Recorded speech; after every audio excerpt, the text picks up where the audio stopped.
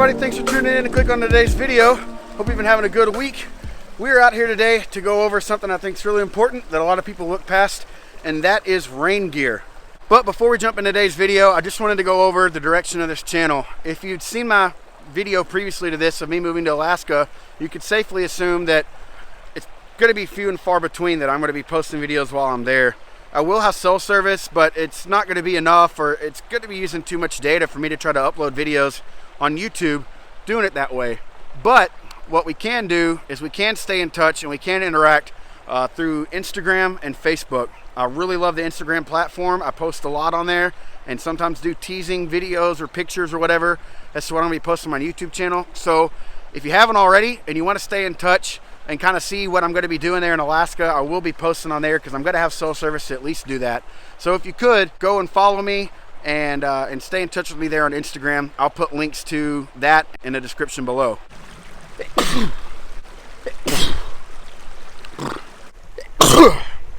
One last thing, I wanted to ask all of you a question. Would you be interested if I did a whole series of my time in Alaska? I could call it something like my journey in Alaska or whatever, but just something for me to do while I'm there.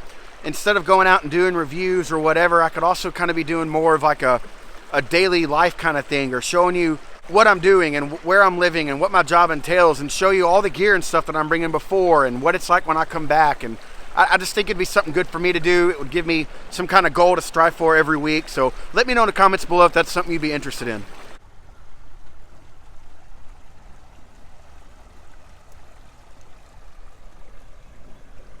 All right, so I brought some rain gear out here for you. The only thing I didn't bring are my gore-tex pants, but this kind of covers ponchos and gore-tex jackets. So I do have a pair of gore-tex pants that I have used on a river trip, and I can give my opinions on that a little bit later. But I just wanted to kind of go over what I consider most important, which is protecting your core area from the rain. So we'll start with some of this stuff. Like I said, I have a mixture of rain gear with me out here. I do have a jacket and pants set that I also like, but I think the most common thing that a lot of people use are ponchos. Ponchos are great, especially when you find one that has everything that you want in it. It's not too big and crazy flowing around. It's going to get snagged on a bunch of stuff. It's also something that you might be able to use as a tarp with tie-outs and whatnot. I've seen those. But for the most part, I'm not a big fan of ponchos just because of that reason. They're big and they're bulky. And if I'm covering distance through the woods and I'm not walking on any clear trails or hiking trails or whatnot, it's getting snagged on everything. And some materials last better than others, but ultimately you're taking that risk of it getting ripped. So the first poncho that I have with me that I want to share with you is this military surplus Swedish poncho. It's real heavy, like a tarpaulin type material, and I just got this at an Army Navy store, and this is what I used for a long time. It's seam sealed on the outside, and it has button snaps that you can put on, real flowy. It can be used as a tarp, and because of these buttons, it also can be buttoned into a poncho liner. It's got a nice big hood. It goes down to your ankles. It's a really multifunctional piece of gear. I really like the idea of a poncho. I just don't like how baggy and flowing it is. It kind of gets annoying. If you're in a camping situation and you're car camping, these are really nice. You can tuck your hands in. If you have a big backpack, you can put gear on underneath it. But the biggest problem that I had was I used this on a kayak trip, the very first one that we went on. And as I was sitting in my kayak, it was awesome. Everything was covered. I could cover over my legs. Nothing was getting wet underneath me. When water would splash into my boat, I've got to sit on top. But what I didn't like about it was my arms are completely exposed. And whether you're wearing long sleeves or short sleeves, that water will run down your arms if you constantly have them out up above you, like paddling and whatnot, and it gets your clothes wet. So I don't like that. But it's really hard to find a poncho that kind of has the best of both worlds, because like I said, you can use this as a tarp, you can snap a liner into this, and it's just like rubberized, really heavy duty material. So for a budget minded person, this is something really awesome to use. It'll last a lifetime. It's super durable, but I wanted something better. So I started looking at ponchos, and I found the SnugPak Patrol Poncho. Now, I'm not a big fan of trying to cram stuff into stuff sacks unless it's ample enough room. So especially with stuff like this or a down throw or quilt or something, I just kind of pack my bag and stuff this in all the crevices and deal with it then. So it does come in a really nice little stuff sack. I'm not a fan of trying to get everything to fit in there. But what this looks like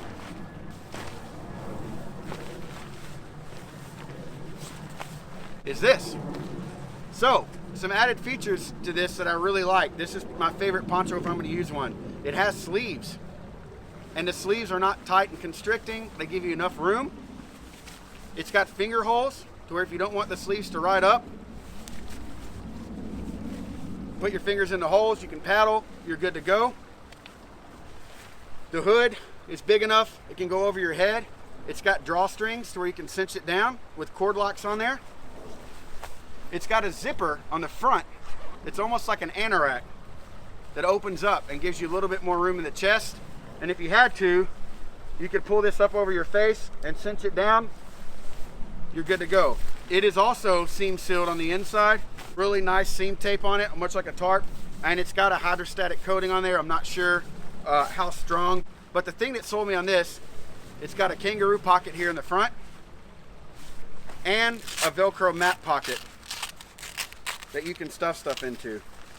So I have a brand new one of these that I keep in my little go bag or whatever in my truck. It's a black one.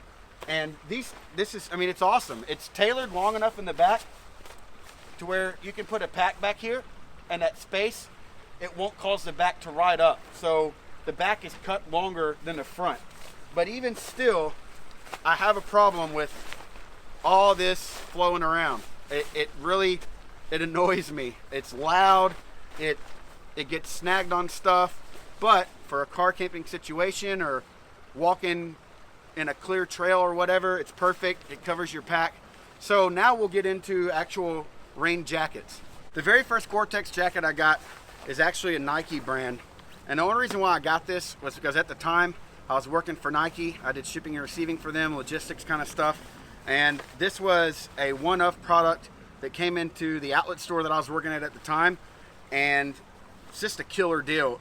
I want to say it was close to like a $300 or $400 jacket, like most Gore-Tex jackets that you find of the name brand ones at REI and whatnot. But because of me working there, and it was a one-of, it went on a sale rack, and then I got an employee discount, and I couldn't resist myself. I ended up getting it for like less than $100. It's a Nike actual Manny Pacquiao Gore-Tex jacket. And I'll tell you right now, not all Gore-Tex material is the same. You're paying for what you get, essentially. If it has the Gore-Tex brand on there, it's gonna last you. It's no different than the military sleep systems and the Gore-Tex bivvies that come with it. If you find a military sleep system and on the inside of the sleep system it has Gore-Tex on the seam sealing tape, it's a legit Gore-Tex product. There's ones that don't have that on there and they will leak. I've gone through one, I trashed it. The one that I have now, it says Gore-Tex on the tape. That's what you want to get. You'll have to pay the extra for the official brand ones, but it works and you'll love it. I love my Gore-Tex bivvy, and it's no different with the jackets. The seam taping on this is even different than the seam taping like on a SnugPak or some of your lower end tarps. It's just super quality. It's not going to fray. It's not going to peel off the material. You get what you pay for. I really like this jacket. It's super water resistant. I've been in complete downpours to where it just felt like I was going to get soaked, and it didn't fail me. The only problem I don't like about it is because of its kind of a designer type Gore-Tex jacket, the whole Manny Pacquiao or whatever.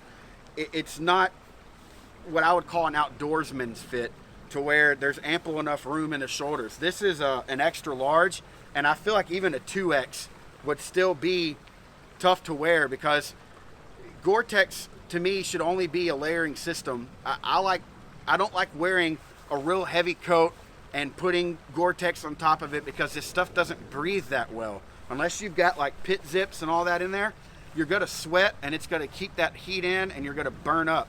So I'll layer and wear something lighter underneath it and put this over it. When it stops raining, I can pull it off, I can put it on, and this doesn't have enough room in it to do that with. And also it's just something that you can't find anymore. They don't make it anymore.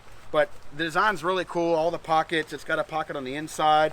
The hood will roll up into the collar. So it's something I'm not going to get rid of. I'm going to use it, but it's more or less kind of like a day-to-day thing, or wearing it at work. It's not necessarily something that I want to wear in the outdoors and really put it to use and wear and tear through it. The last jacket that I'm going to show you is something that I would recommend to anybody. It's not near as expensive as the jacket I just showed you, and to me it is friendly for an outdoorsman because of the way it's made and it's cut.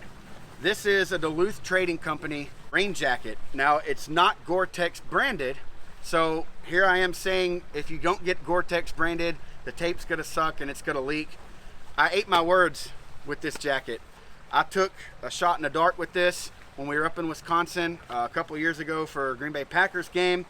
We got to go to a Duluth Trading Company outlet store, and to this day I've yet to figure out why this was put on the outlet shelf. The only thing I can think of is that the tag is cut, and I guess they couldn't resell because that tag is cut. But other than that, it's perfect. This average was about $115, 120 bucks, and on the outlet store I think I got it for $79.99. So I really love this jacket. I like the color, the fit. This is an extra large, and it fits like a 2X. It's just awesome, and it's something that I've used and it's proven to me. The pockets are laid out well, the same thing, 4 pockets on the front.